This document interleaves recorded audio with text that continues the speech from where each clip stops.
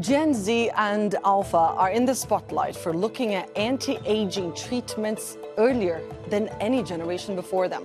The trend is called prejuvenation, and its premise is to slow down the aging process rather than correcting problems later. I'm Anelise Borges, and on this episode of The Stream, we ask, how young is too young to worry about looking old?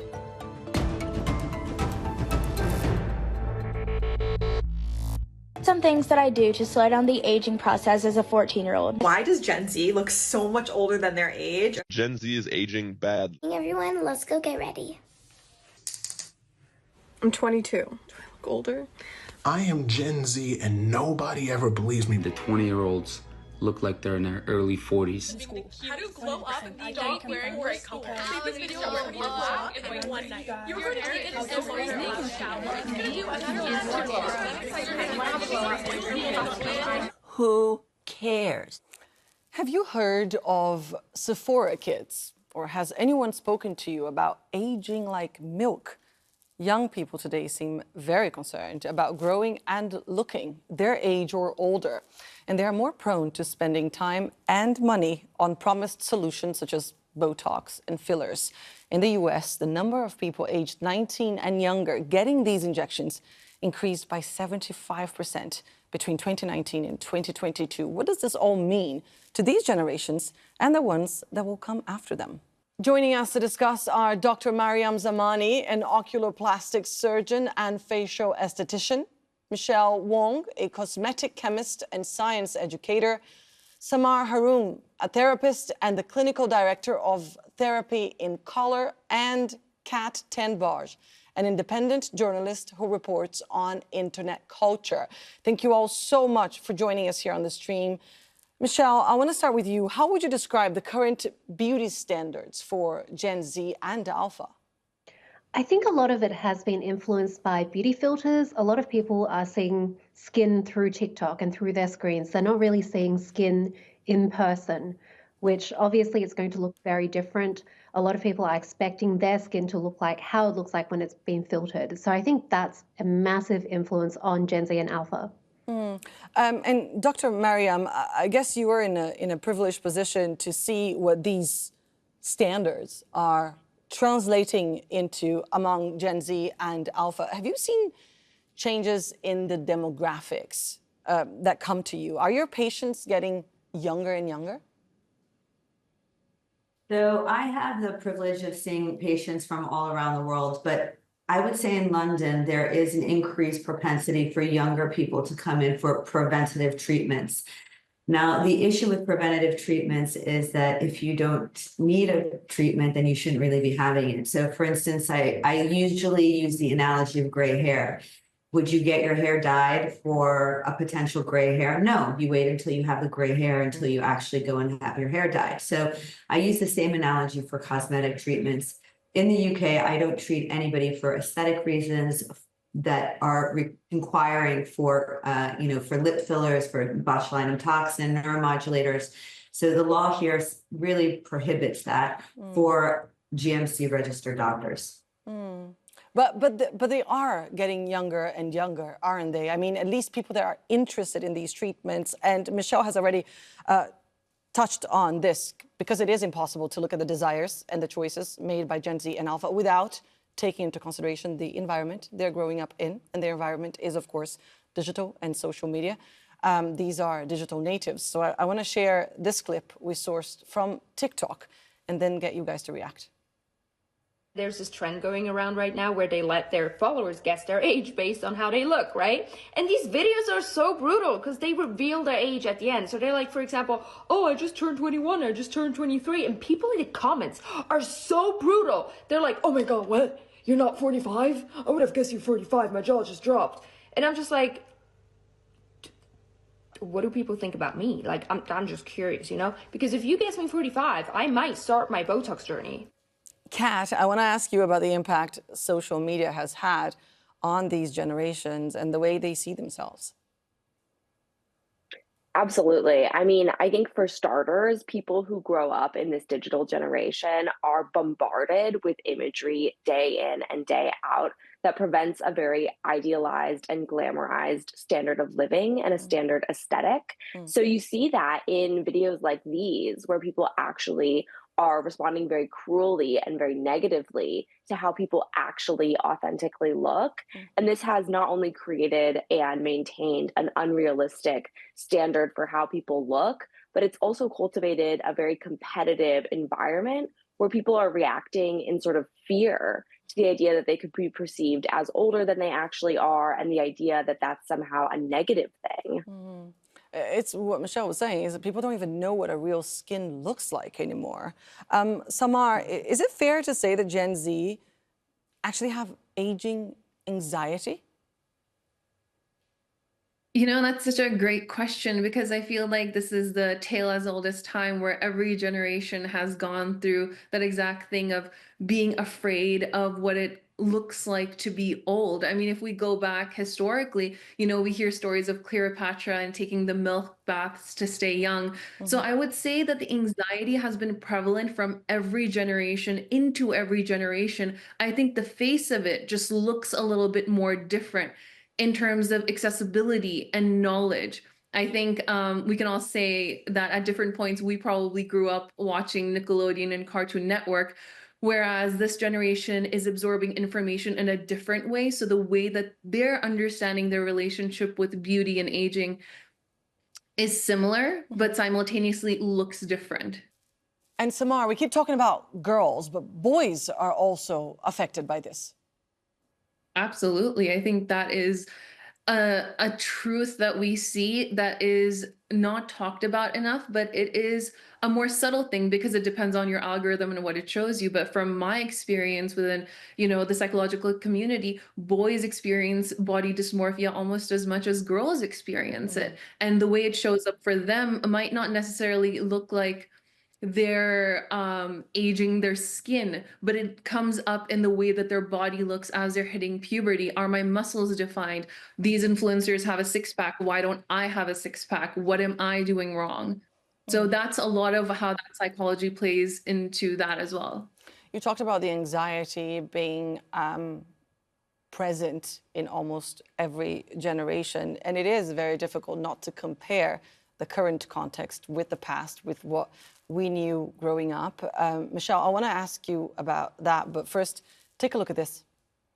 I'm a millennial, I'm 40, and I went to a really large school. And I remember in middle school, that's when we started to get into this stuff in 7th grade. Do you know what we started with? A CoverGirl compact, lip smackers, and the glossy roll-ons. The ones that smell like cheap strawberries. Maybe mascara, maybe. And for skincare, we just use soap and water. Maybe Clearasil. And if we had a zit, we put rubbing alcohol on that. Or toothpaste. So it's making me wonder. I'm seeing all these Sephora girls at 10 years old putting retinol and drunk elephant on their face. If Gen Z is looking older than millennials because they're starting too early, what is Gen Alpha gonna look like when they get 40?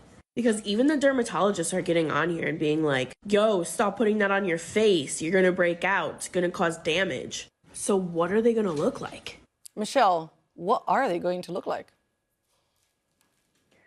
Well, I think the whole fuss about these ingredients being used by younger and younger people, I think, well, I'm a millennial. I'm of the generation where we were putting lemon juice and toothpaste on our face. I think anything that you buy in a store is going to be safer. So even though ingredients like retinol and chemical exfoliants, they are sold for anti-aging, they're also used for acne. So a lot of teenagers, it is suitable for their skin.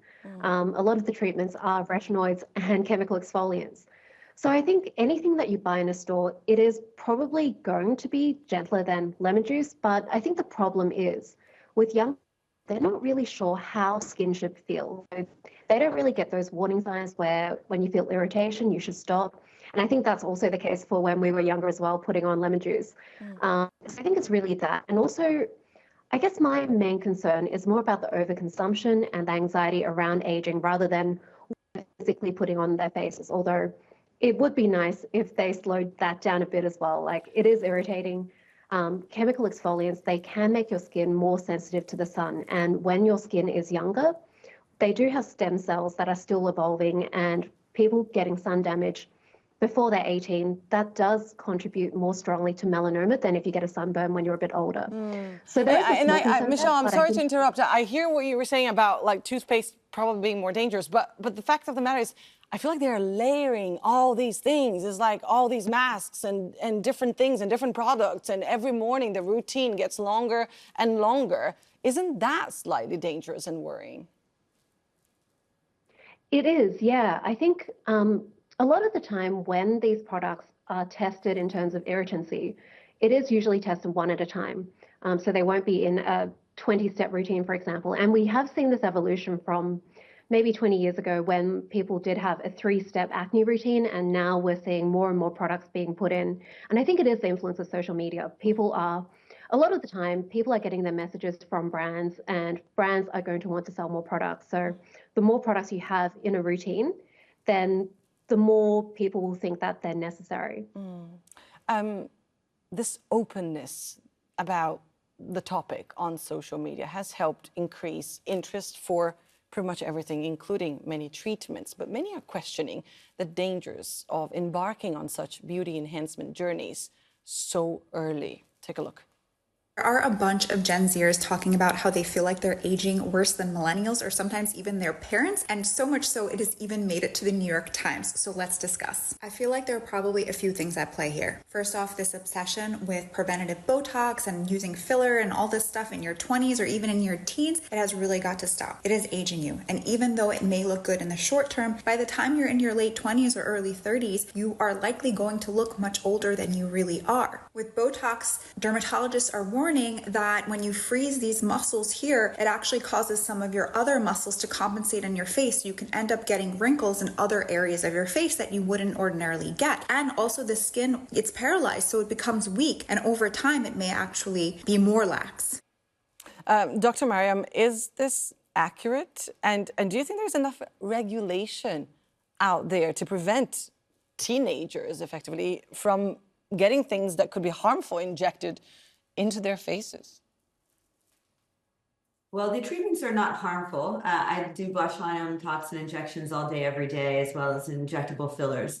I think the biggest concern is really, as we were saying before, about how people feel when they look at themselves on social media and the comments they say and they hear. And so one negative comment on social media really outweighs all the other positive potential responses that might be there. And so that person reading that negative content is going to feel like, oh my gosh, there's something wrong with me, and maybe an issue or a blemish that they didn't see before all of a sudden becomes more magnified, and that is all that it can see.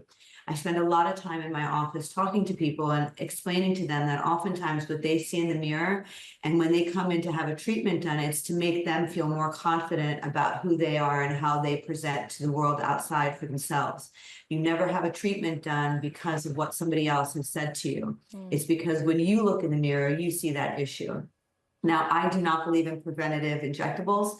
As I mentioned before, if you have an issue, then it's time to have a treatment done. But there is truth to the fact that if you were treating the forehead with a Botox or an Acelor or any of the neuromodulators when you're too young and you don't actually have any fine lines and wrinkles at rest, because that's what botulinum does, is it treats lines and wrinkles that are caused by dynamic movement. So if you don't have that movement and those fine lines and wrinkles, then there's really no point in having that botulinum toxin injected.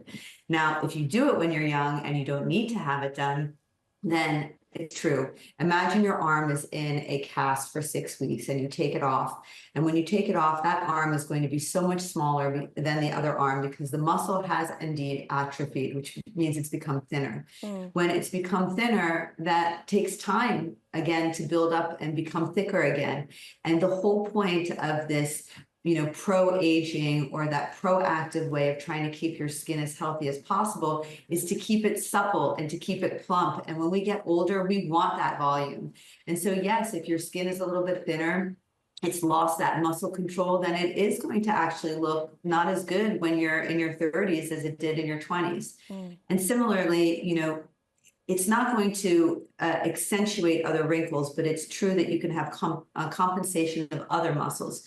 So sometimes when you freeze the muscles, for instance, around the eyes, the crow's feet, people start noticing they have bunny lines, or they notice that, you know, they start using their eyebrows in different ways. And it's not that that muscle or that action wasn't there before, it's that it's become more pronounced and more noticeable because you have taken other movement out. And so the uniformity or that harmony that you have in your face when you laugh and you have those fine lines and wrinkles has been slightly disrupted. So I do think there should be stronger regulation to answer your second question. In the UK and in the US, and I'm board certified in the United States as well, there are various, you know, particular regulations and restrictions for doctors and nurse practitioners and injectors. However, that does not mean that you cannot find people who are willing to treat you at a much younger age. As I mentioned, I do things for non-aesthetic reasons in younger individuals. You know, for instance, I might inject a botox in somebody who is sweating profusely and it's impacting their, you know, their confidence in the classroom because their hands and their palms are so sweaty. So, you know, they're dripping sweat when they meet somebody, and this is causing severe anxiety. But those are real medical reasons to have a treatment done rather than just having a purely aesthetic treatment. And the other thing is more for the injectables, you know, the filler type of things, is that hyaluronic acid is what I call an injectable treatment where you don't know how long the product is going to stay in your body. It's sort of like an implant. And so they're meant to last for shorter periods of time, but they can last for longer periods of time. And sometimes you don't want to be adding these types of products into young skin that's still developing. The face is still growing. Your body is still changing. Absolutely, and you're still learning to navigate the world, right? I'm so sorry to interrupt. You're still learning to navigate the world at age, I don't know, 13, 14, 15. I mean, 40 in some cases. I wonder if we can kind of go back to what you started your answer with in terms of how people feel and the pressure that comes with social media. Kat, we mentioned this before, that people are only seeing themselves through filters. Sometimes they're going with these filters to show doctors and other professionals to get the help that they think they need to look that way. Where to from here? If social media has that kind of impact also on our health, where do you see this trend going? So I think that when it comes to social media and the display of this type of content related to aging, related to beauty standards, and even related to cosmetic treatments, it's really a wild west. So of course, in the US, for example, when you're going to a med spa, when you're going to a practitioner, there are standards that are supposed to be upheld, but on social media, those standards really get flouted. So for example, I've spoken to influencers and young people who have been offered free treatments or heavily reduced treatments. And these are covert advertisements on platforms like TikTok, where they're going and making a video like "get ready with me" or "go get filler with me." And what the viewer doesn't know is that this person is getting this treatment for free, or they're getting paid to promote it. And they're not necessarily going to someone who's credentialed. They're not necessarily giving medical advice. But these types of videos and these types of covert advertisements can really easily go viral and shape people's expectations and shape people's preferences and their behavior. And so that's one major issue on social media, which doesn't even get into the wider cultural issues. And for young people today, they're often spending hours on social media platforms like TikTok. They're spending more time consuming TikTok than they are doing any other singular activity besides sleeping. Wow. And so when you have that kind of cultural intensity, when you're spending so much time invested in a specific environment, the whims and the content that you're consuming and the comments you're seeing and what you're sort of taking away from those experiences has a really drastic impact on your mindset and your mental health and what you think of as normal. And so, yes, you are also seeing a lot of young people take the influencers who they spend so much time with, take the images that they're consuming constantly, being bombarded with on a daily basis, and try to use that to shape their reality without realizing that what they're seeing is not even real. Samar, precisely on that, the access to so much information can feel even more confusing at times, and anxiety-inducing for a generation that is still, again, figuring out its way in the world. What would you say are ways to fight this anxiety in your work? What are some of the areas that you focus to help people that come to you saying, I want to look different, I feel like I'm looking old, what should I do? How do you help people navigate these troubled waters? I think the age in which they're coming and seeking out help is also very evident. So, for example, if I have someone who's a Gen Zer, we're dealing with someone who's probably late teens or probably into their 20s as well. And there's some sort of self-awareness that's coming in that's causing them the stress. I would always say that the first marker of help for anyone is the awareness portion. And if you have awareness to work with, there is an ability to be able to tackle the anxiety through a lot of coping mechanisms and skills, and also accepting what reality looks like and deconstructing what social media has created for us, which is, fallacies. We can go over some of the belief systems that you hold based off of the influencers that you see, the things you need to get done. This term influenced is so popular because it's a fact. You get influenced to do it. You intrinsically might not believe it, but you feel like you must do it because you don't want to have FOMO. So it's a multi-layered sort of system in which we approach this kind of anxiety. And the bigger thing is that when we have someone as young as 10, 12, 9 coming in, or their parents want them in therapy because they have this belief system, because again, you can't run away from social media anymore, right? It is on our phones. Children have phones, they have computers, they have iPads. I would say a bigger step here is what is happening inside the homes. You can take away the iPad, you can take away TikTok at the end of the day, but within your house, and this is the generational piece that I'm talking about, right? That it's the tale as old as time. If your mom talks about her body still a certain type of way, and when you and your aunties get together or you're going to school, the message is resounding. It's difficult to escape. So even before we go to social media and try to regulate and try to define what reality is, reality does start within the home.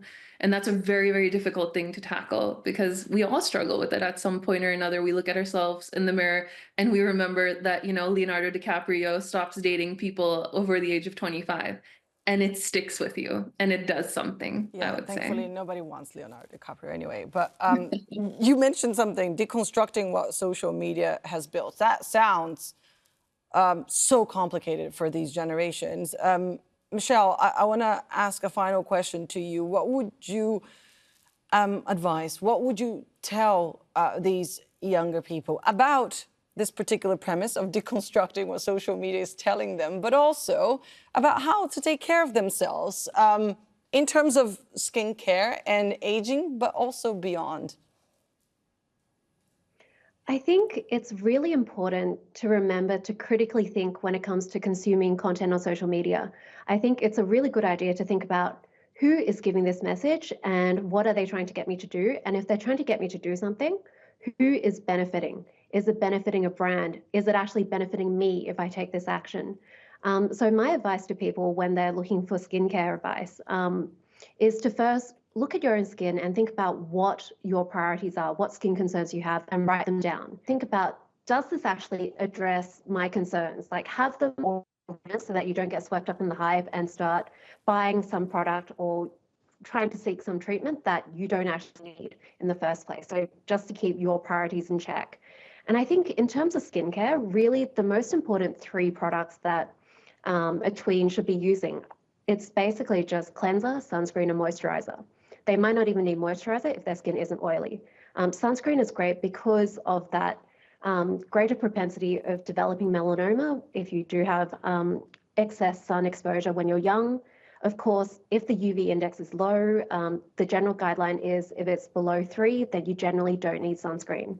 But if it is high enough, then it's a good idea to start getting into that habit of wearing sunscreen. If you're wearing sunscreen, then you probably will also want to rinse it off with cleanser and then moisturizer if your skin is dry. And that will already give you such a head start in terms of taking care of your skin as you get older.